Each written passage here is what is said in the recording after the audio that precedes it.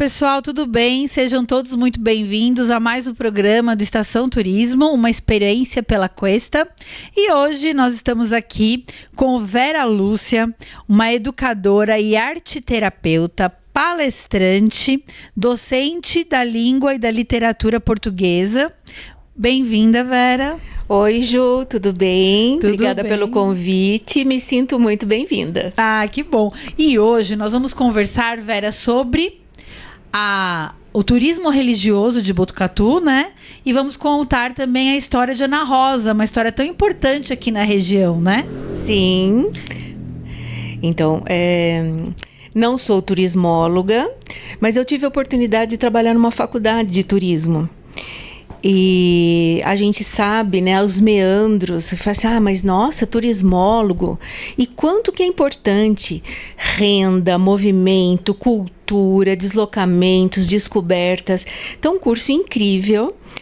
Então, me perdoem, assim, né, não estarei falando como turismóloga, mas como uma pessoa que mora aqui, que ama muito a Cuesta, que adora as histórias. Acho que nós somos uma cidade incrível. E além das belezas naturais, nós temos as nossas belezas arquitetônicas e temos as nossas histórias, que me fascinam muito também. Isso é verdade, né, Vera? Isso é uma coisa que a gente teve essa ligação até no dia que a gente se conheceu, Sim. né? Que a gente falou, nossa, Botucatu é um lugar com tanta história e tão pouco falado, né? Tão pouco mencionado em todos esses lugares que poderia, né, tá falando, né? E aí você, até mudando um pouco aqui do assunto, você fez um podcast lá em Pardinho, justamente contando da história também da cidade, né? Ah, verdade. O ano passado, tivemos a oportunidade de fazer um podcast e o nosso tema foi justamente a Cuesta. E o que de diferente? Além da parte a parte da fauna, da flora, dos indígenas, a antropologia, aí a gente pensou tudo. Aquilo de maravilhoso, de magnífico. Nosso professor era muito exigente. Aprendemos o que é captar som. E sobe, vai para o sítio do seu favorito. E vai escutar barulho do vento, dos passarinhos, os violeiros, entrevistar pessoas. Então foi um aprendizado incrível. E eu fiquei um pouco com a parte do roteiro, tal, né, das histórias. E a gente quis, assim, olhar além da natureza, também da cultura, também da gente que mora, né, e que pode vir visitar aqui o nosso... E o nosso professor, que é de São Paulo, né, que é o Júlio, ele diz assim, falou assim, olha, puxa vida, eu não conhecia. Ele falou, estou encantado. Que incrível, né? Ele falou assim, Botucatu merece ser conhecido pelo Brasil afora. Sim, com certeza, né? E poucas pessoas conhecem, né? A gente, normalmente, quando começa a falar de Botucatu, o pessoal fala, nossa, tem tudo isso, né? Aqui no programa a gente fala muito, né? De Sim. todas as histórias. E a gente ainda não tinha falado desse tema, que é o turismo religioso aqui da região. Conta pra gente, dá uma história aí pra nós sobre esse turismo. Olha que interessante, né? Antes de chegar a Botucatu, o turismo religioso é uma das formas de turismo mais antigas da humanidade. Ela é milenar, porque são as romarias, as peregrinações, e se organiza aliando alimentação, lendas, mitos na Idade Média. Acho que todo mundo já deve ter ouvido falar do Caminho de Santiago, que sai da França, que sai da Espanha, de Portugal. O Campo Santo, né, de Compostela, né, onde os restos de Santiago está lá. E a partir disso, sim, as pessoas guardavam dinheiro, faziam planos, né? Os estalageiros, as hospitalidade que tinha ali pelo caminho. E dentro da literatura, haviam as cantigas medievais, que eram as chamadas romarias, que contava a história do santo, que contava a história de um milagre e acompanhando todos esses peregrinos. Então é muito interessante. E no mundo todo, mas vindo aqui para o Brasil, a gente tem hoje Aparecida, que é o maior polo, move muito dinheiro, vem gente até do estrangeiro e tal, né? A lenda da Santa é muito linda, pescada toda no rio. A gente tem Frei Galvão, Menino da Tábua, que assim, as pessoas, mesmo que às vezes não são muito ligadas, não são religiosas especificamente, mas elas, olha, eu ouvi, dizem que é milagreiro mesmo, né? E o que atrai? A fé. E é um lugar, uma construção, um local que é um marco para mover a fé dessas pessoas. E é muito bonito, né? As cartas, os pedidos, as músicas, as histórias que vão se formando em torno desses pontos turísticos em nome da fé. E aqui na região da Cuesta a gente tem muita história, né? Assim, aqui a gente gira muito, né, em torno de igrejas, romarias, cavalgadas, Sim. né? Tem essa parte religiosa aqui bem forte também, muito, né? forte. A gente tem a Capela de Santo Antônio, e sempre assim, né? Temos a parte da fé, a parte religiosa e depois a parte profana das festas, né? A Capelinha de São Cristóvão, aí na Cuesta.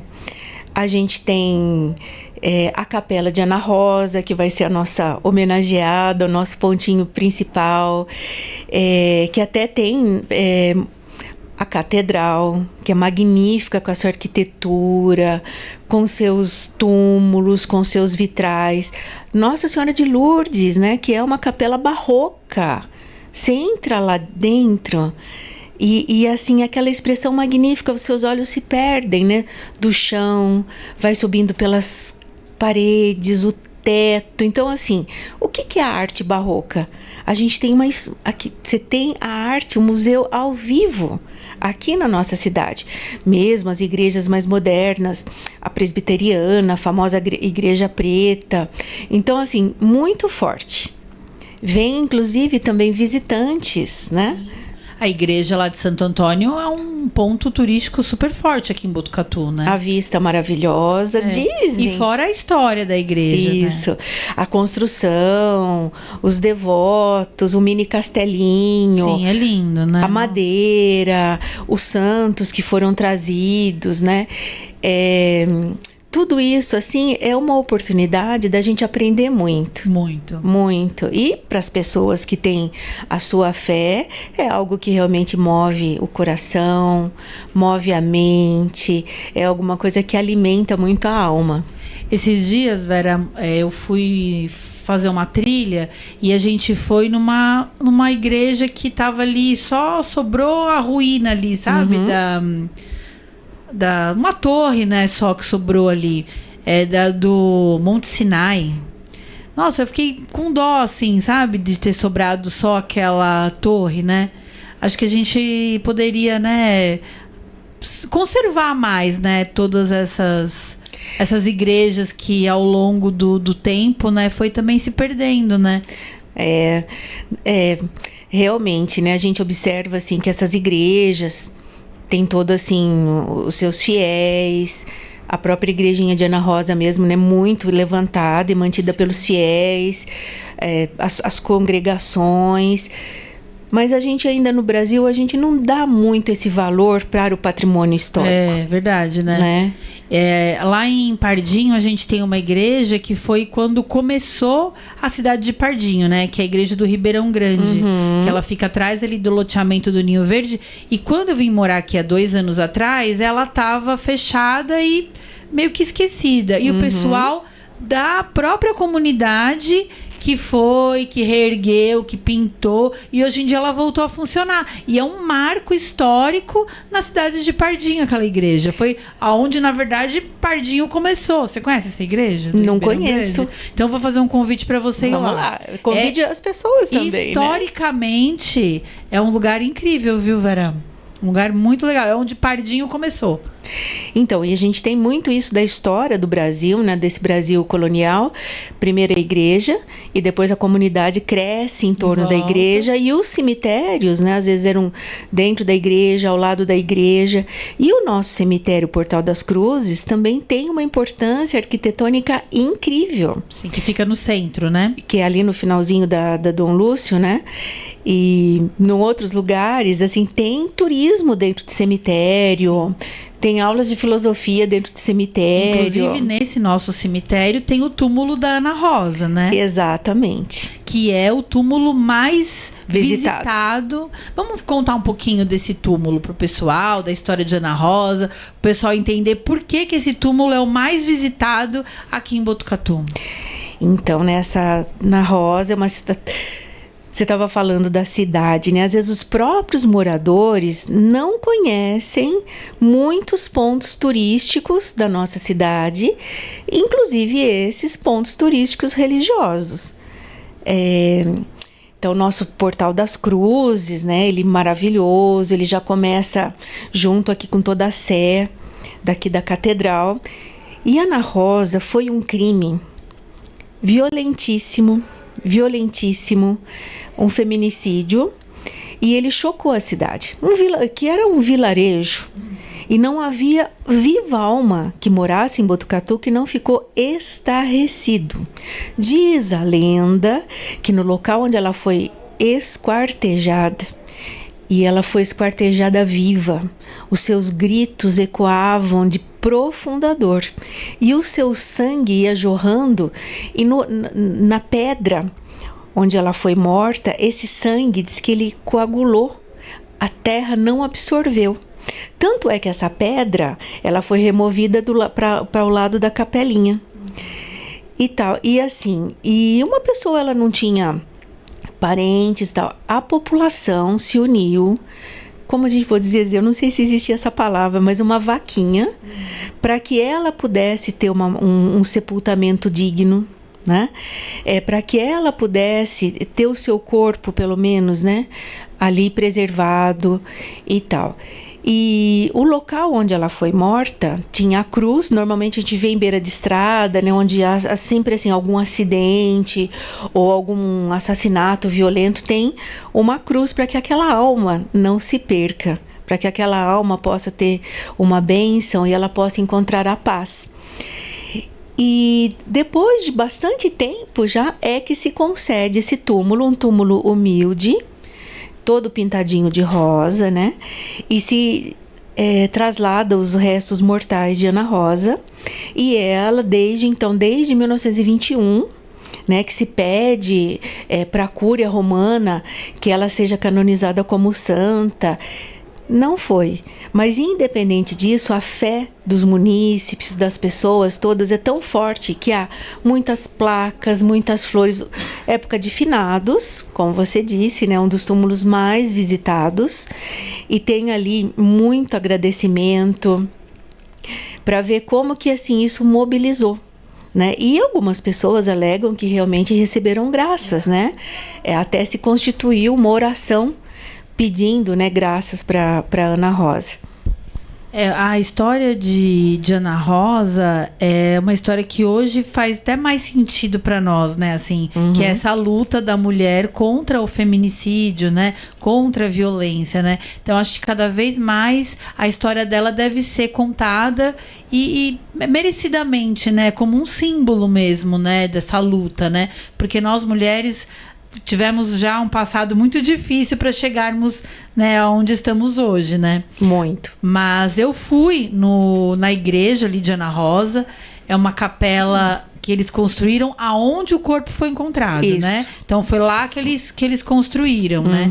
Que é uma capela cor-de-rosa. Isso. E o túmulo dela, que também é cor-de-rosa, onde tem as plaquinhas com os agradecimentos, né? Isso. E eu achei, assim, o túmulo mais bonito lá do cemitério, porque realmente eles colocam as placas, obrigada pela graça alcançada, né? Então, assim, para a comunidade, ela é uma santa milagrosa, né? E é interessante que toda, assim, a construção da capela, as romarias, a devoção, a construção do túmulo e a manutenção é feita pelos munícipes, é feita pelos locais. E a festa, né, que tem, E a festa agora também, né?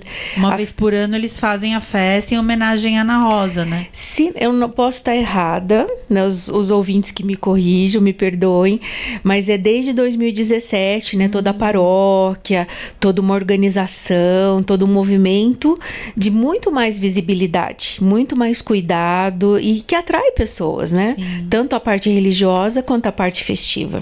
E Ana Rosa ficou tão conhecida que ela ganhou uma música, né? Da história dela, que é do Tião Carreiro, né? Então, e isso é de 57. Olha que interessante, né? A gente tem aqui Tião Carreiro e Pardinho, aqui da região. Como era uma história que vinha de boca em boca. Isso acontece. Imagina, o assassinato dela faz aconteceu. Mais de 100 anos, Nossa, né? 140 anos. 140 né? Vai indo para 140 anos, né? Mas aquilo era tão forte nas rodas de conversa. Na época que ela foi assassinada, não tinha as leis que tem hoje, né? Nem pensar.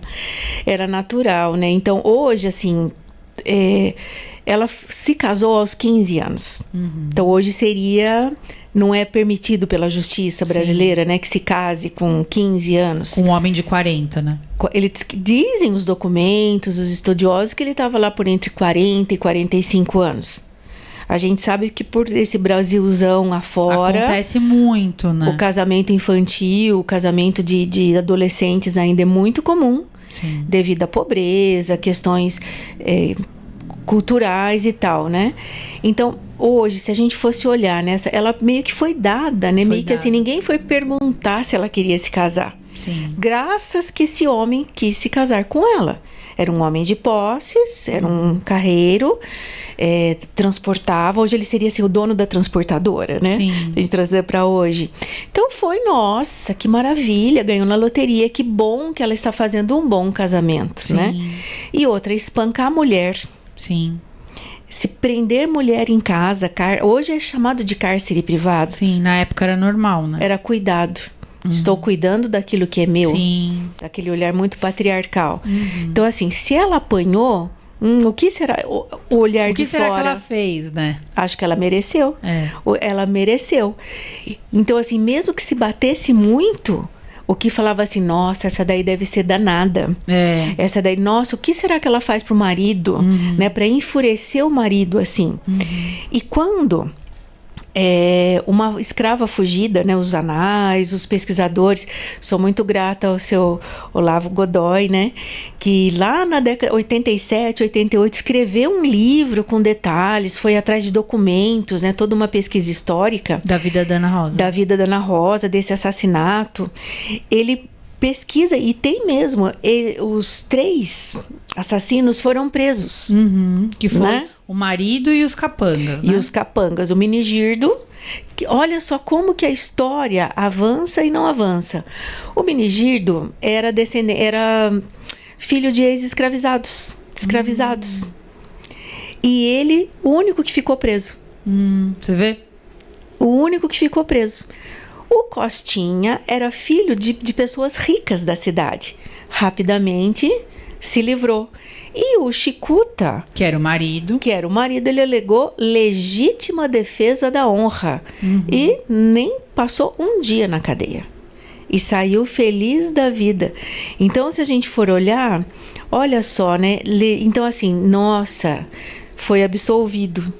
Foi absolvido porque um homem estava defendendo a sua honra. Sim. Muito interessante que a faculdade IT aqui de Direito, também já no século XXI, releu toda a documentação, buscou na justiça documentos e fez novamente um júri.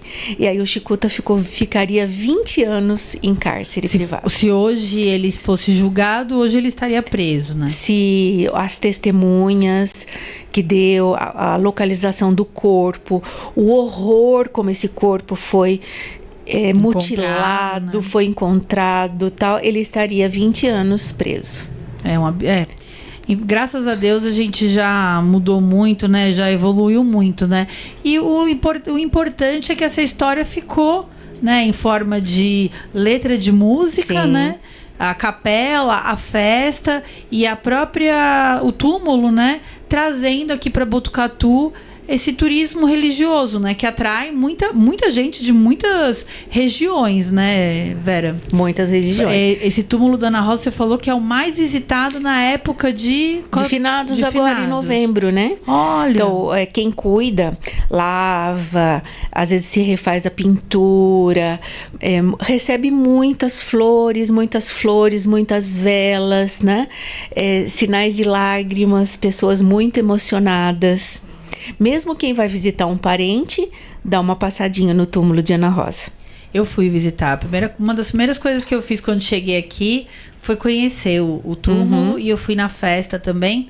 E hoje em dia a gente tem agora o memorial, né? Da música caipira ali acoplado junto. Que inclusive é atrás da capela de Ana Rosa. Sim. E eu fui no memorial e lá tem uma sala só dela. Sim. E lá agora nessa sala passa o filme. Um curta. Contando a história dela, achei muito legal. Então, olha como mobiliza, né, a história dessa moça, né? Olha, temos literatura, peça de teatro, curtas-metragens, documentários, música. Ficou tão marcado na sensibilidade das pessoas que se imortaliza essa história infinitamente. Eu não conheço história em quadrinhos. Pode ser que alguém ainda faça, porque a narrativa é de arrepiar, né? Sim. Assim, acho que a maioria, todo mundo já ouviu falar, ou entrou em contato com curta-metragem, ou com a música, ou com os livros, né? E aí um dos aspectos sobrenaturais, né, dessa história toda, é que passado um tempo, ela teve o horror, né? A ultraviolência com ela mesma. Mas os seus algozes também tiveram finais trágicos. O Minigirdo ele morreu de varíola, lugares insalubres. Então ele ficou muito doente, ele morre na prisão. O Costinha estava lenhando, né, cortando árvores, e uma árvore cai sobre o seu corpo. Diz que ele ficou todo quebrado, esmagado, sem a menor chance assim, de qualquer salvamento. E o próprio Chicuta, carreando, vindo aqui para essa região, né, de Botucatu, descendo aí pela região da mina, de Rio Bonito e tal, diz que atolou. O carro de boi atolou. E ele vai, mexe, bate nos bois e tal, e dá um atravanco assim, e a roda passa sobre seu pescoço. Então ele é decapitado. Também assim. E aí eu ouvi falar que na verdade, como se fosse a vingança. Então dizem, né, que tal é o espírito da moça se vingando, né? Ela tinha 20 anos quando ela foi assassinada, né? 20 anos. Então dizem que é a vingança, ela, né, que foi por conta dela que todos eles também tiveram esse destino trágico. Então, pessoal, essa é a primeira parte do nosso programa com a nossa entrevistada maravilhosa Vera, arteterapeuta, narradora, contadora de histórias, que veio hoje aqui contar pra gente essa história incrível da Ana Rosa, aqui na cidade de Botucatu, e desse aspecto religioso aqui da cidade, desse turismo religioso. Para o programa não ficar muito longo, a gente dividiu o programa em duas partes. Então, essa segunda-feira vai a primeira parte do programa que vocês assistiram agora, e a semana que vem, segunda-feira, às 11h30 da manhã, vai ao ar a segunda parte do programa, com mais histórias sobre Ana Rosa e o turismo religioso aqui de Botucatu. Obrigada, pessoal, e a gente se vê semana que vem. Tchau, tchau.